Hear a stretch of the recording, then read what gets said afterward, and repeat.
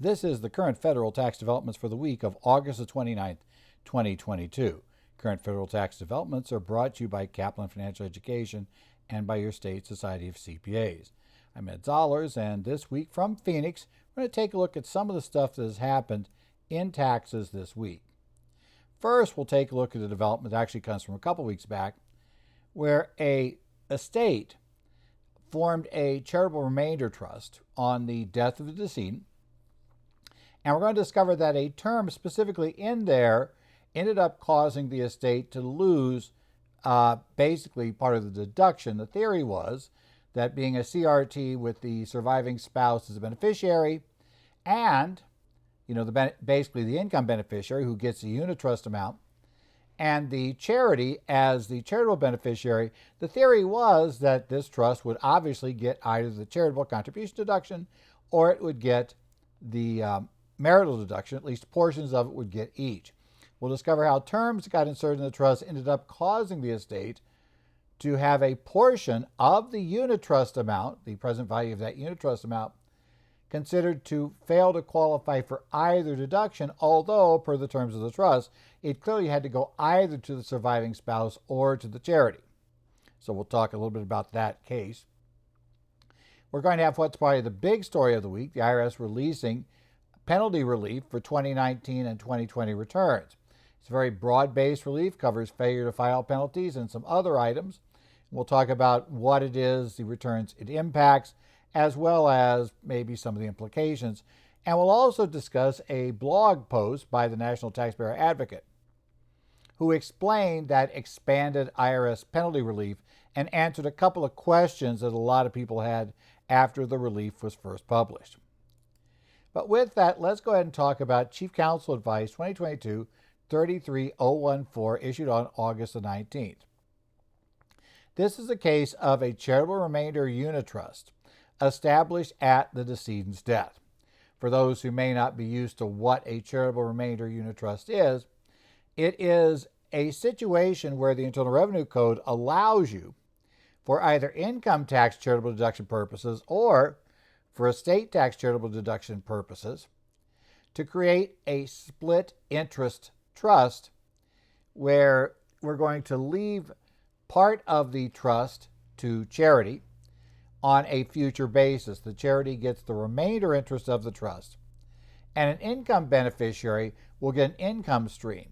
In a unit trust standpoint, it's going to be a stream based on a percentage of the value of the trust, measured annually. In the case of an annuity trust, which is a charitable remainder annuity trust or CRAT, it would be a fixed rate of return that would come back to that person every year.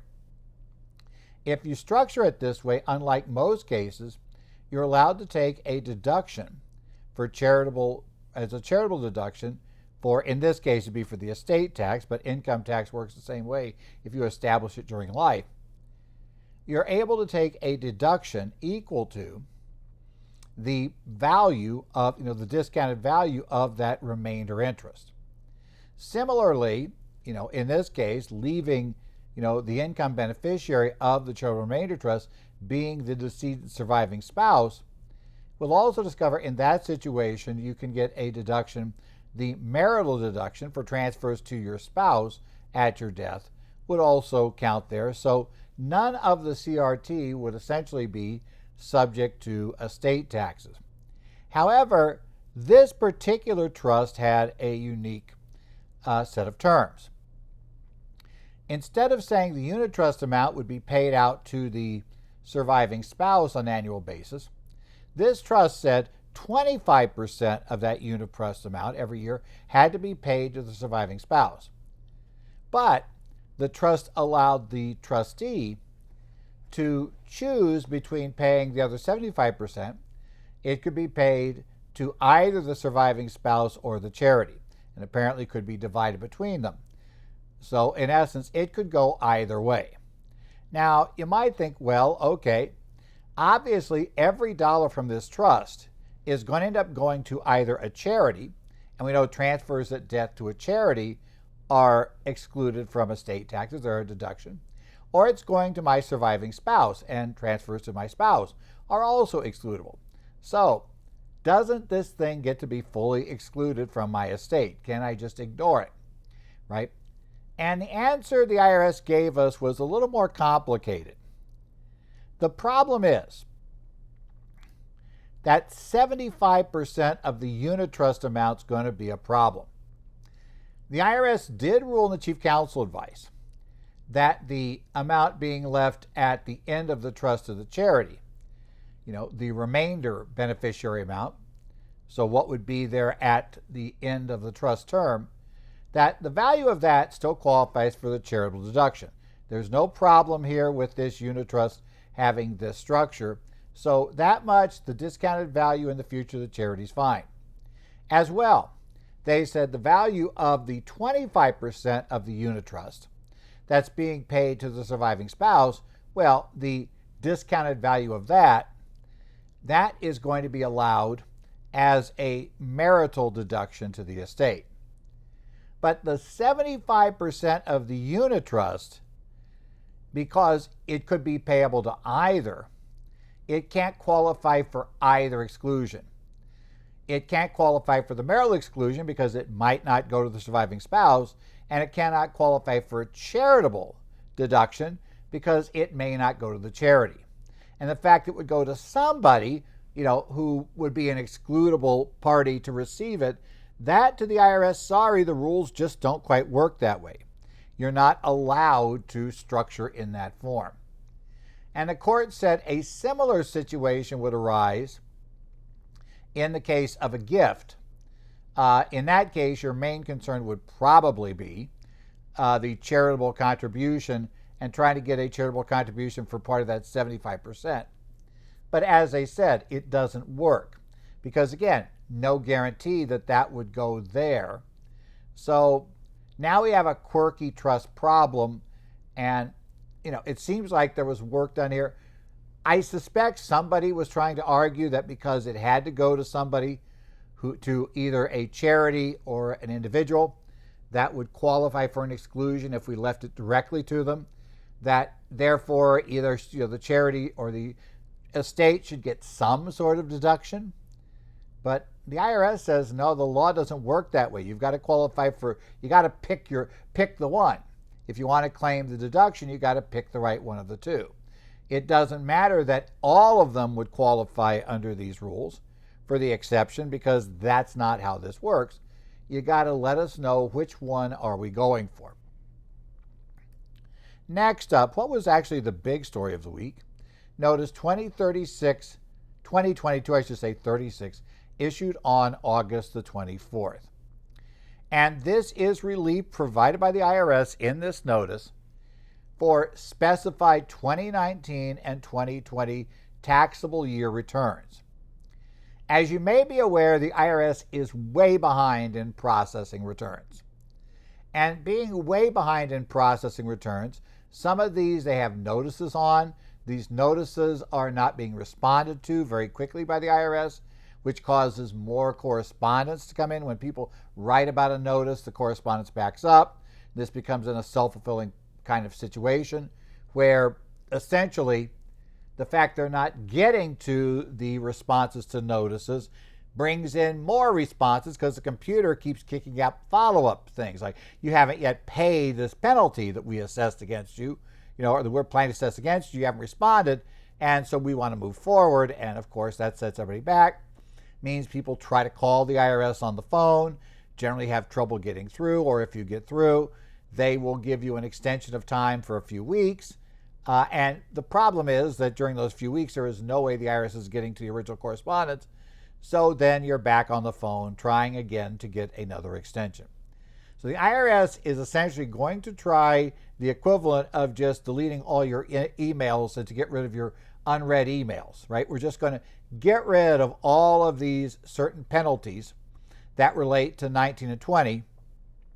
And by doing that, clear out a bunch of what's sitting there currently in the correspondence. So this is where it's going to go. Now realize not all penalties are covered and not all returns are covered. The big things that are covered are late filing penalties under 6651A1. That's important to understand. right? Which ones are covered in this program. But under this program, what you're going to find out is we have a bunch of, in this case, 1040 series returns. Right? Those 1040 series returns will include the standard Form 1040 U.S. individual income tax returns, but will also include Form 1040C, Form 1040NR, 1040NR Easy, Form 1040PR, Form 1040SR, the seniors return, can't forget that, 1040SS. All of those 1040 series forms are covered by this for the failure to file penalty.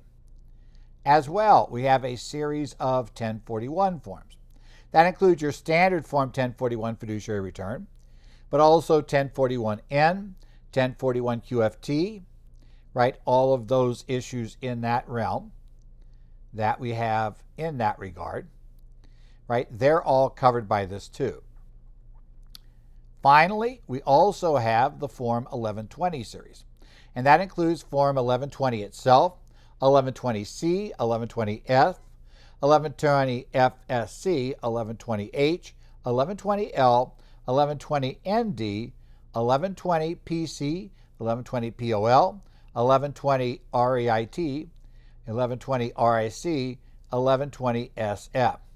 Also in this relief is Form 1066, U.S. Real Estate Mortgage Investment Conduit Income Tax Returns, the Form 990-PF, the Return of Private Foundations, or Section 4947A1 Trust treated as a private foundation, and Form 990-T, Exempt Organization Business Income Tax Returns, and the proxy tax under Section 6033E.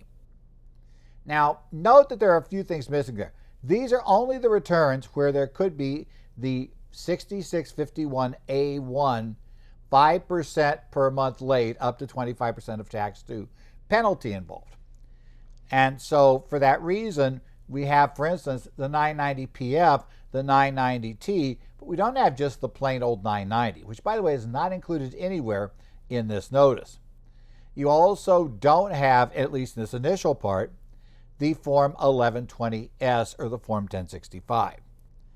Now, those actually are covered, and we'll find those in essence. The IRS tells us that we are going to get a waiver of penalties here under 6698A2 for failure to show required information and 6698A1 on a 1065 partnership return. So the failure to file the return timely, the failure to provide the proper information on the K1s, and the similar pair of penalties found at 6699A1 and 6699A2, that would apply to an S corporation. Okay, those are also in this mix of where we're going to get some relief. There also are a number of information return issues involved. A couple of them, failure to timely file international information returns that will be abated, includes the penalties that are systematically assessed when a Form 5471, information return of U.S. persons with regard to certain foreign corporation, and or Form 5472, information return of a 25% foreign-owned U.S. corporation or a foreign corporation engaged U.S. trade or business is attached to a late filed 1120 or 1065. Note the caveat there, it's got to be one that goes with a 1120 or a 1065. Also, penalties assessed by the campus programs with respect to filing on Form 3520, the annual return to report transactions with foreign trusts and receipt of certain foreign gifts, and on Form 3520A, the annual information return of foreign trusts with U.S. owner under Section 6048B. Right? But finally, we're going to have a number of information returns where the IRS will pause the penalties there. Now, in these cases, we'll see how it goes. These will be for 2019 and 2020. Now, bottom line, to get this relief, except for these last set of information returns, you must have the return filed no later than September 30 of 2021, or 2022, I should say. So there's still some time if a client has not yet filed their 2019 or 2020 Form 1040, there's still time to get that filed and come under this relief program. So be aware of that. That's sitting there. It could bail out some clients who maybe it has nothing to do currently with IRS processing. They just haven't got it done. You'd want to try to get that return done in the next month, right? Get those 19 and 20. It only covers 19 and 20. So if they failed to file other years, that's not going to help. But you want to get 19 and 20 filed if you can to get that together, right? That should help you get that done. Now, for the information returns, the 1099s, they're the 2019 versions, essentially had to be filed on or before August 1st of 2020, and the 2020 ones had to be filed on or before August 1st of 2021. There are some exceptions here. It doesn't apply to anything, no return or no specific penalty, though they didn't mention here, it doesn't apply. Also doesn't apply if you have fraudulent return penalties, will kick them out too. They don't qualify. Now, the penalty relief will be automatic. That means if somebody has already had the penalty assessed and paid the penalty, there will be refund checks being issued. Now, those refund checks being issued are going to supposedly come out to clients by the end of September. That's the plan right now.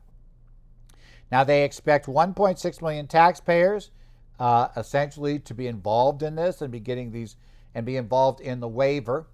And they expect the total refunds will be over $1.2 billion. So it's a expensive, it's, I guess, somewhat expensive. What's only $1 billion to the U.S. Treasury these days? But it is a program taking advantage of that. If your client, has already, like I said, if they paid the penalty, that should be refunded. If they haven't paid the penalty and the IRS hasn't moved yet, in theory, it will be waived. Note that because all of this is supposed to be done automatically, you're not to file any sort of additional paperwork or documents at this point to attempt to come under this. If they miss you, then I think is when you're going to have to step up and say, hey, IRS, we qualified for this relief and you didn't give it to us, and mention that little detail just to see how this will work. But in any event, interesting relief there. Now, it didn't answer, though, all of our questions. We had some issues about other things that might be involved. And this is where we get to the next development. The National Taxpayer Advocate issued on her blog, she published a new line: the IRS is automatically providing late filing penalty relief for both 2019 and 2020 tax returns. Taxpayers do not need to do anything to receive this administrative relief. It was published on the National Taxpayer Advocate blog. It was also published on the 24th of August. And this goes into some more details and deals with some issues and some questions you might have about this program, that presumably she has the authority to speak on behalf of the IRS in this area. So, keep track of that. Certainly keep track and make a copy of this blog post, because if in fact the IRS decides to play hardball with you down the line, you might want to be able to point out, no, according to this, you are going to do it this way. And at least if you want to go to the Taxpayers Advocate's office, you could, of course, use this blog to help you do this. One of the key things which the National Taxpayer Advocate notes about this penalty is something I was asked about by a number of people when they first published this. It waives the failure to file penalty under 6651A1, but it does not say anything about the failure to pay under 6651A2. Now, the failure to pay penalty, remember, normally if a client owes money, owed money, let's say, at April 15th, and they didn't file the return and didn't file for an extension, they would owe a late payment penalty equal to 5%, right, of the amount due on the return times the number of months or partial months that the return was late, up to 5 months, so up to 25%. The failure to pay penalty applies whenever, even with an extension, a valid extension, you have failed to pay the tax due on a timely basis, and that is 1/2 of 1% per month, up to a maximum of 25%. Obviously, that takes a lot longer than 5 months to max out, and get you up to the full 5%. But there also is a general rule that says the combination of those two penalties cannot exceed 5% in any single month. And that has the knack of pushing the failure to file penalty is actually pushed back, so it really rolls in effectively over 6 months the way that works. But you don't get hit with both at the same time. However, normally, obviously, if you have a failure to file penalty, 5% of a number tax due, that would also mean at the same time there was a failure to pay, right? It's going to be difficult to have the failure to file with this 25% with this 5% per month calculation without having a failure to pay. The guidance notes that this relief did not cover failure to pay. So, if your client has a failure to pay penalty, this automatic relief will not help there. If they were late filing, yes, we'll get rid of the late filing penalty, but remember, 0.5% per month each month of that, which you might have thought of as the late filing, 5%, was really late payment. And that late payment portion will hang around. Now, it's nicer to get rid of the late filing. If you only lose one of the two, I'll take late filing any day. But late payment's not here. For late payment, you're going to have to show reasonable cause to get out of the payment. That's the first key issue to understand. Next, we're going to talk about some of the mechanics of the relief program.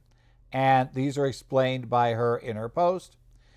It commenced on August the 25th, automatically provides late filing relief without the need for taxpayers to request the relief, and will continue to be applied to returns received through September 30th.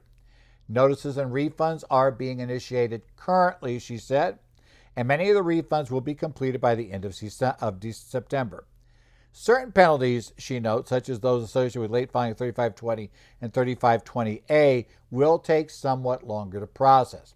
So you have a client with a late filed 3520 or 3520A, that one will not necessarily be all nicely cleaned up by the end of September.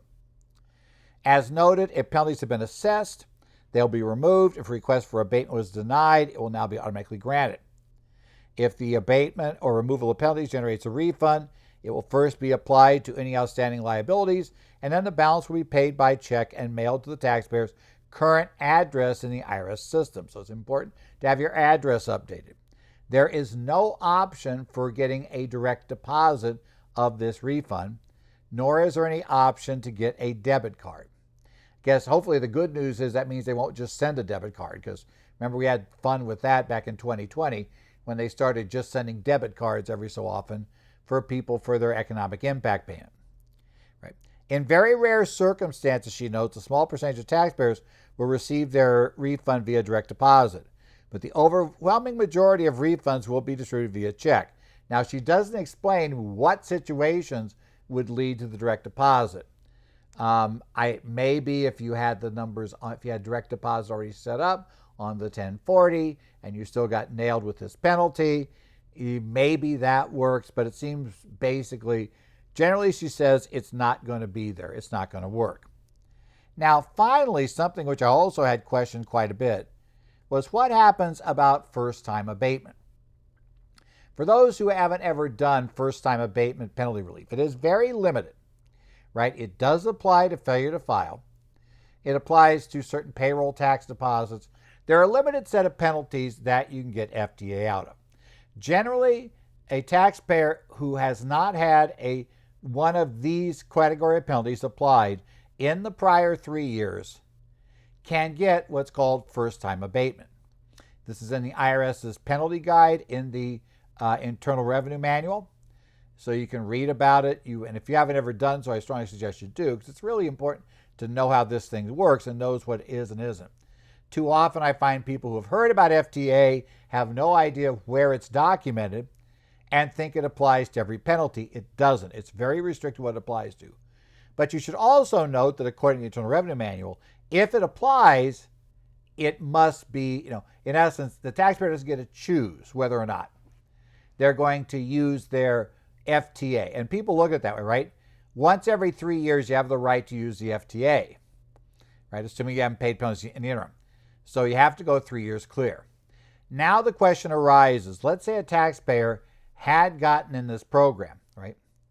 Now, this was one where, let's say, they're in a position FTA would work. FTA could have waived the late payment, the late filing penalty. And if the IRS employee works the penalty correctly, and follows the procedures, then that penalty should have been waived the minute you wrote the IRS and said, hey, wait, want to talk about this penalty. They should have waived it under first-time abatement. Now, the good news there was your client didn't know the penalty. The bad news there was you burned your FTA. And so you're going to have to wait another 3 years to use it again. The question came, since the IRS is now going back and saying we're just going to skip these penalties on 19 and 20 entirely, what does that do to your first-time abatement possibilities in future years? And the Taxpayer Advocate says, essentially, you're not going to lose your FTA. This won't count as burning your option to use an FTA for 3 years because you go through this program or you go through this waiver. If your client had already received a first-time abatement, they're supposed to have the slate wiped clean. So it's just gone, the penalty's out of there, and the first-time abatement should be cleared. Now, I don't know if I believe how well that's going to work, whether the IRS will really be able to properly pick that up, and, whether in fact it's all going to be nice and simple and work out. That's to be determined. And that's why I'd keep a copy of this blog. But at least in theory, your client should be open. So let's say if they late filed 21 return, so they didn't get an extension in, and they got 19, 20, and 21, you could file 19 and 20 under this program by September 30. And in theory, if they hadn't been late before, they don't have any disqualifying penalties, you could use then first-time abatement on the 21 return. That's my understanding of what the Taxpayer Advocate is saying in her blog post. So you may want to take a look at that, consider what's going on, and consider, how this will impact your clients. They do not want you writing at this point. Obvious reason that this is meant primarily not so much to make it easier on taxpayers, but to take work off the IRS so they could conceivably catch up here. And because we've got a problem right now is they're not really catching up on the backlog. So what they're doing is essentially just shredding the backlog, getting rid of those penalties, not pursuing them, giving you a get out of jail free card for those penalties. Because again, none of this depends on whether your client was actually, filed late because, they had reasonable cause, or they filed late because they are just lazy. They're still going to get this out. Cause, it doesn't matter unless it was for fraud and tax evasion. If they just didn't file, it should be fine under this structure. So, keep that in mind and, be ready for this, and also be ready for clients who may call you if they have paid. You might want to warn them they should get a refund, because otherwise they'll probably be on the phone to you right away when the check comes in. Well, this has been the current federal tax developments here for the week of August the 29th, 2022. Current federal tax developments brought to you by Kaplan Financial Education and by your state society of CPAs. Again, I'm Ed Zollers, and I do go ahead and I do check emails, edzollers@currentfederaltaxdevelopments.com, if you want to send me a quick question there. I also monitor the Connect site for Arizona, New Jersey, Minnesota, Illinois, and Washington, or the discussion board for the Idaho Society. So if you're a member of one of those societies, you have a question, you can post to their boards. And if I see it and I think I can help, I will see about responding. Otherwise, we are now going one more week. We're going to be in September when we get back. It'll be after Labor Day, which of course we all know means Labor Day means the beginning of the total panic of drop dead deadline days for tax returns. So I hope y'all are all up to speed on your S corporations, partnerships, have your trusts and estates already in place, and understand the individual stuff also all needs to get out of here by the middle of October. So all of that fun left to come. We all know how great the year's been probably. And that ought to be a real interesting run to the deadline this year. But otherwise, we will look forward to seeing you next week when we'll talk to you about more current federal tax developments.